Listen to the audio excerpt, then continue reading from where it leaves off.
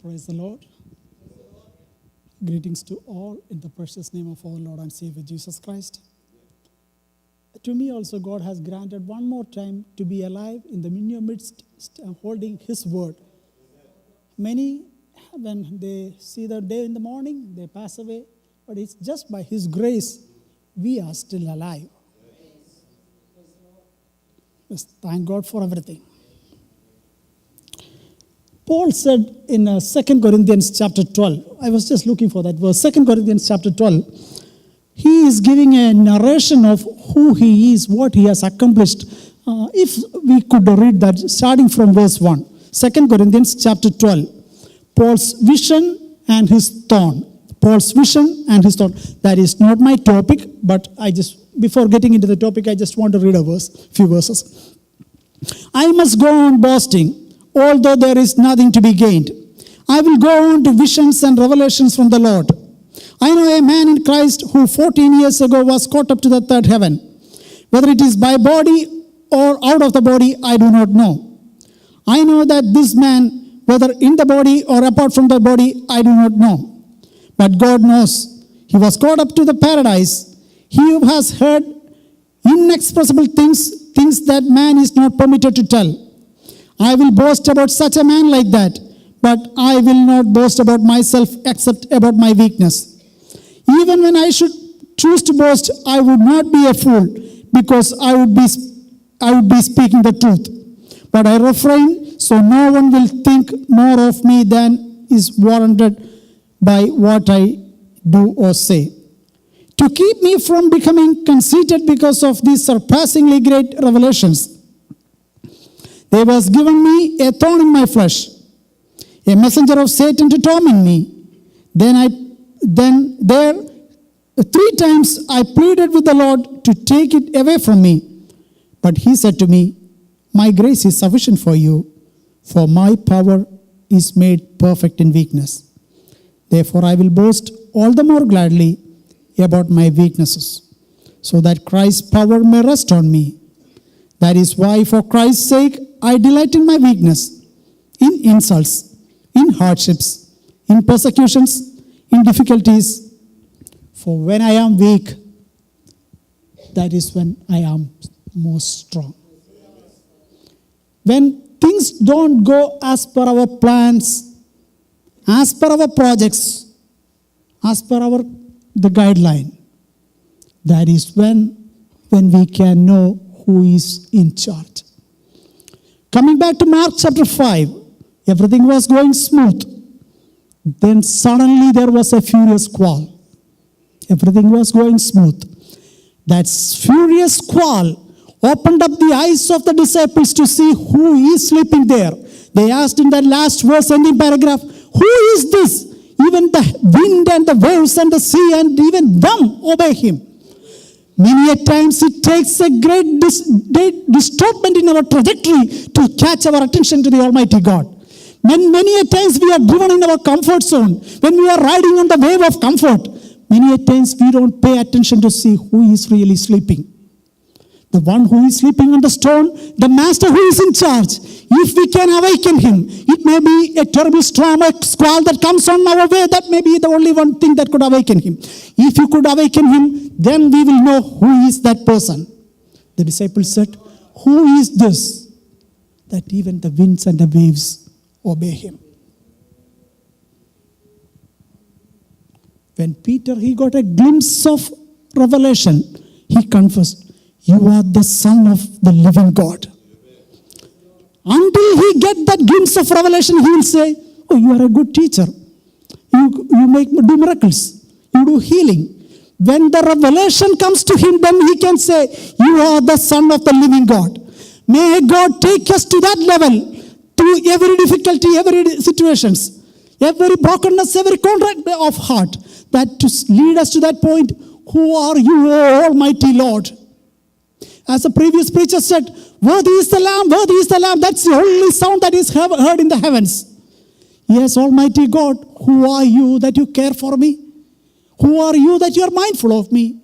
May our situations, may our trials, may the circumstances which are going adversary, may it lead us right into His footsteps. then we can say along with Paul, even in weakness, in my weakness I will boast, because that is when I am made strong. Since morning we have been hearing, not me, you all have been hearing messages one after the other, one after the other. So, a lot of Thambi uncle shared, pastor shared, AB brother shared, again pastor, then youngsters came up. Wonderful. Very good. In the last message, Job had a problem, God responded, right? God gave everything back. Disciples, they faced a problem, God responded. In our own lives, we face so many problems, God responds. What about if God responds before the problem happens? God providing a solution even before the problem happens. That is what God literally did. Revelation 13:8. Let us quickly turn to Revelation 13:8. He is a God whom we serve. Before the problem comes, He finds a solution. First, He makes a solution, then He let the problem come forward. Okay, let's read that. And all that dwell upon the earth shall worship Him, whose names are not written in the book of life in the Lamb that was slain. Since when? Before the foundation of the world. ലോകസ്ഥാപനത്തിന് മുൻപേ അറുക്കപ്പെട്ട കുഞ്ഞാട്. എന്തിനു വേണ്ടി? ലോകമില്ല, മനുഷ്യനില്ല, പാപമില്ല, പാപിയില്ല. പക്ഷേ even before the problems came up on the surface, He made a solution. That is the God whom we serve. The lamb was slain even before the foundation of the world, so that when the problem comes up, He could address it. Our Lord, our Master Jesus Christ, He was from the very beginning. John 1:14 says, He was revealed in the flesh at that time. The one who was existing from the very beginning, who was slain for the problem that is about to come, He who was existing from the very beginning, He revealed Himself in flesh just 2,000 years ago. He is our answer for all the problems. Now, let me now move back to the message that I thought of sharing. Let us turn to book of Hebrews chapter 9. Book of Hebrews chapter 9. Book of Hebrews is an epistle written where quite a bit of teaching is done. What is in the Old Testament, what is in the New Testament, what is in the Old Covenant, what is in the New Covenant, what is വിശ്വാസത്തിൻ്റെ പ്രവൃത്തി എന്ത്, ന്യായപ്രമാണത്തിൻ്റെ കൽപ്പനയുടെ അനുഭവങ്ങൾ എന്ത്. പഴയ Old Testament says, be obedient to the commandments, obey, perform rules, regulations, rituals, ceremonies.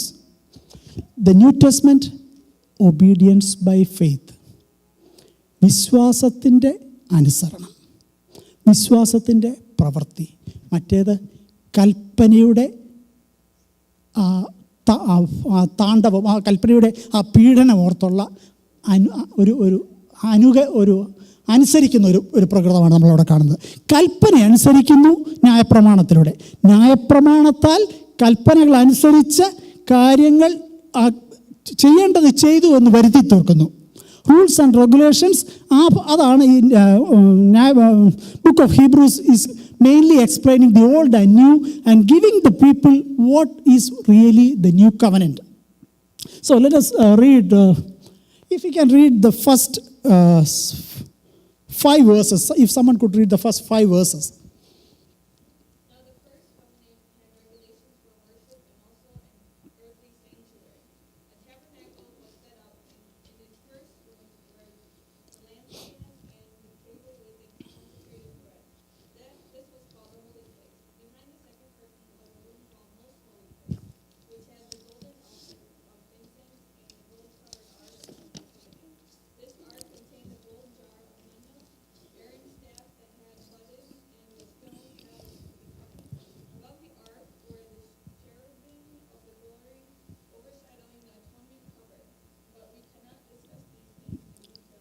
Okay, let's go from verse 1 onwards a little more slowly. Now we got an idea what is described about here. It is about the Old Testament service, covenants, agreements, about the tabernacle. Let's go to the first verse. The first covenant had ordinances of divine service, a worldly sanctuary, continuing. A tabernacle was set up in the first room where there was a lampstand, a table, and consecrated bread. So that is the outer court, three departments: outer court, inner court, the most holy place, or outer court, holy place, and the most holy place.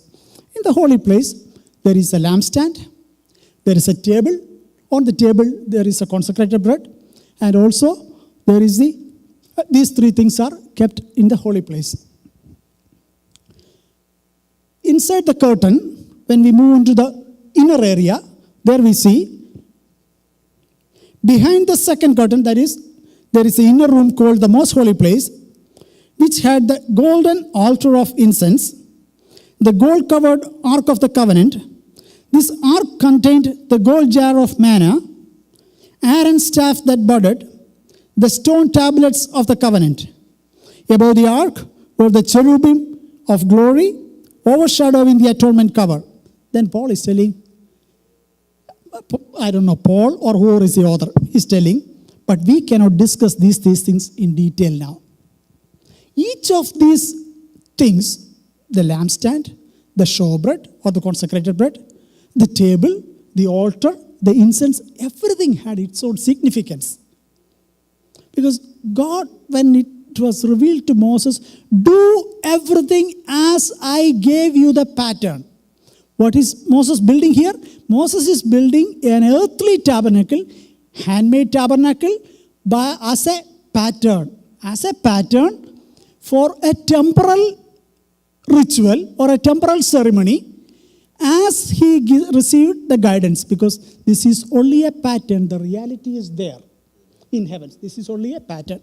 So in this kind of a pattern, Moses constructed everything. As he received the rules and regulations, he wrote everything in the book of the law. And we see the priest coming and performing these sacrifices.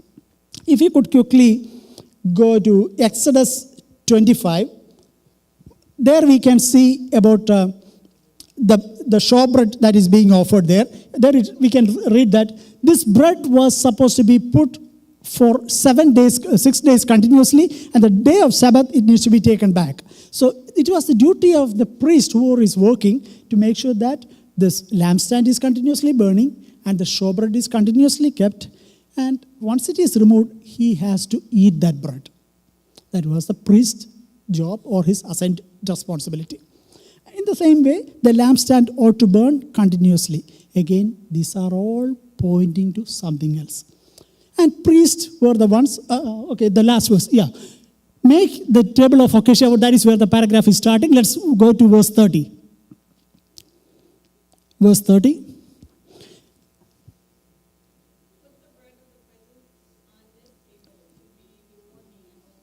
It should be before the Lord at all the times. That bread needs to be before the table at all times. So what is that bread? When Jesus was talking to the Jews around, when the Pharisees came and challenged him, Jesus said, it is not Moses who gave you the manna. I am the bread that came from heaven. He is the true bread. Okay, so he is the true bread. And here we see priests taking turns one by one in their lineage performing the sacrifices. Now, if we compare that to the New Testament, who are these priests? In the book of Exodus 19:6, Exodus 19:6, it goes like this: you will be for me a kingdom of priests, a holy nation. These are the words you need to speak to the Israelites. When priests or people who are to minister at the table in the sanctuary, which is handmade, which is a pattern, when they minister, they should be priests. God called them as priests, and they should be a kingdom of priests, and they also have to be, and the collective group of people are called to be a holy nation. This is what the pattern we see in the Old Testament. Now, if we just switch and come to the New Testament, let us turn to 1 Peter 2:9. 9 to 11.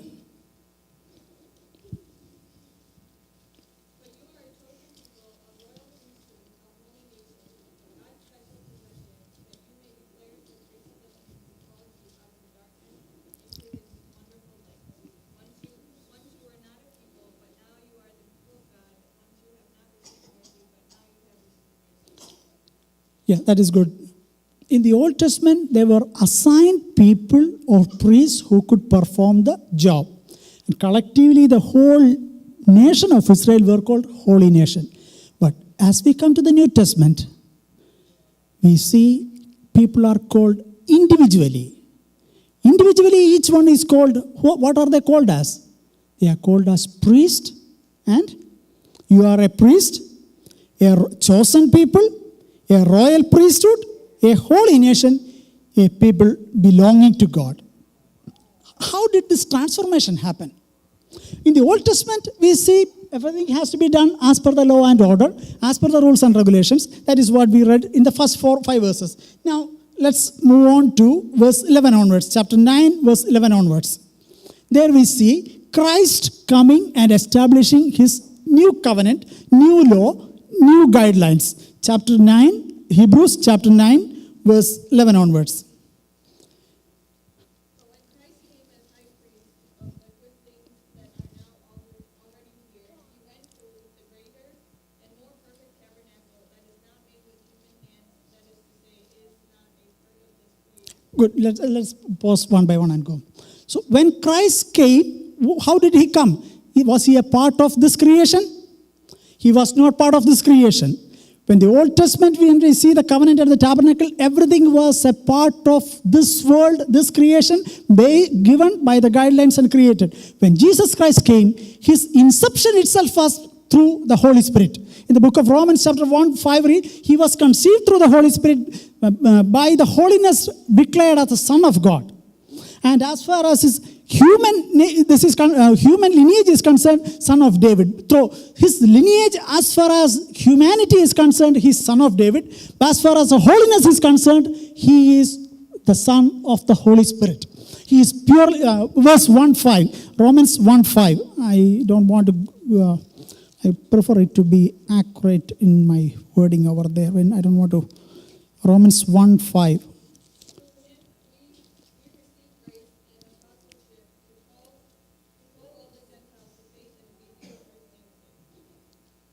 Okay, it's verse, in English it is verse 2. The gospel promised beforehand through the prophets in the Holy Scriptures regarding his son, who was to his human nature was a descendant of David, and who through the Spirit of holiness was declared with power to be the Son of God. The one who declared to be the Son of God through his holiness, he is the one coming down as the high priest, performing or giving the guidelines for what need to be done. Let us continue reading. Go back to Hebrews chapter 9. When Christ came as a high priest of the good things that are already here, some translation days which are to come, he went through a greater and more perfect tabernacle that was not man-made. The first one was man-made. This is not a man-made. That is to say, not a part of this creation. He did not enter by means of blood or goats of calves, but he entered the most holy place once for all by his own blood, having obtained eternal redemption. In the Old Testament, as per the old law, the priest performed the sacrifices. Only the high priest, once in a year, entered the inner sanctuary, the most holy place, with the blood of bulls and goats, primarily for his own sins and then for the sins of the people. When they do that, they do it year after year. Why? Because those offerings and sacrifices could not remove the sin. It made only a temporary covering. When it made only a temporary covering, when Christ came as the high priest, the lamb slain from past eternity, ലോകസ്ഥാപനത്തിന് മുമ്പേ അറുക്കപ്പെട്ട കുഞ്ഞാട് ഭൂമിയിലേക്ക് വന്നപ്പോൾ ഇവിടെ വായിക്കുന്നു, when he came as a high priest for the good things that are already here, he went through a greater and more perfect tabernacle that was his own body. A body നീ എനിക്കായി ഒരു ശരീരം നിർമ്മിച്ചിരിക്കുന്നു. A perfect body was prepared so that the perfect Lamb of God could come and minister. For how long? Forever, until the redemption is completely taken care. When we continue in chapter 9, verse 10 onwards, that is to say, not a part of this creation, he did not enter by means of blood of goats or calves, but entered the most holy place once for all by his own blood, having obtained eternal redemption. So what did he obtain? He obtained the eternal redemption through his own blood. That is, we don't need to offer any more sacrifices as per the Old Testament. We know all those parts very well. We are not offering any more. We didn't receive the law. We are not following any of the regards of the law. So then why is it applicable to us? If we are not Jews and if we are not following the law, why is it relevant to us? Romans chapter 2, verse 12 to 15. We are the people, we didn't receive any law. Then why is it relevant to us? Those things are written in the law. Romans 2, 12 to 15. All who sinned apart from the law will perish apart from the law. All who sinned under the law will be judged by the law.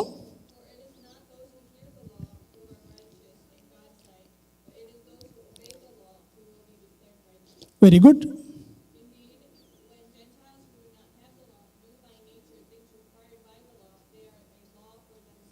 Good. ആരുടെ കാര്യം ഇപ്പോൾ പറയുന്നത്? ജെൻറ്റൈൽസിൻ്റെ കാര്യം. നമ്മളാരാ? നമ്മൾ മലയാളത്തിലൂടെ ഒന്ന് വായിച്ചേ. Could you please read that in Malayalam? 14.